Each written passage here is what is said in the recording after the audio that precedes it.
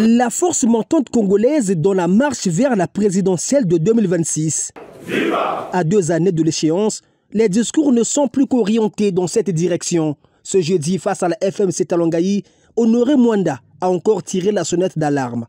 À l'approche des échéances de l'électoral de l'année 2026, dans lequel notre parti s'emploie à octroyer une large victoire à son champion, la jeunesse du Parti congolais du travail et de Brazzaville en général, ville capitale qui donne le ton, imprime le rythme, devrait s'atteler et se mettre en ordre de bataille.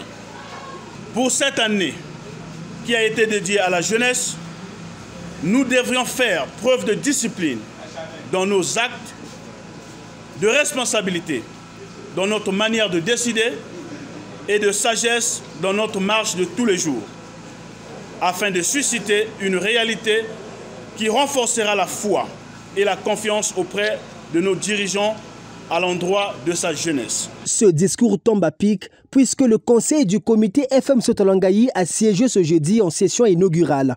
Une réunion décisive, le dit Fiston Ingani. Nous allons procéder à l'examen et l'adoption des documents fondamentaux de notre organisation. Ce jour solennel marque un tournant historique dans la vie de la force montante congolaise de notre arrondissement. Nous nous rassemblons aujourd'hui, animés par un esprit d'unité et de détermination pour tracer les contours d'un avenir radieux pour notre jeunesse. Moment historique, oui, puisque ce conseil du comité a adopté ce jour sa feuille de route. Un canevas de travail qui place parmi les priorités la redynamisation de la FMC au niveau du 16e arrondissement de Brazzaville. Notre organisation est bien structurée. Nous avons des cellules, nous avons des sections et nous avons les comités.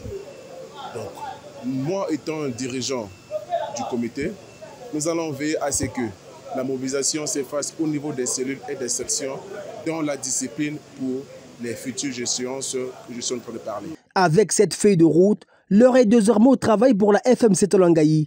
Cette session inaugurale du conseil du comité a été soutenue par les dirigeants des autres comités d'arrondissement et de district, placés sous la direction de Daniel Ngebila, président du comité PCT Talangayi.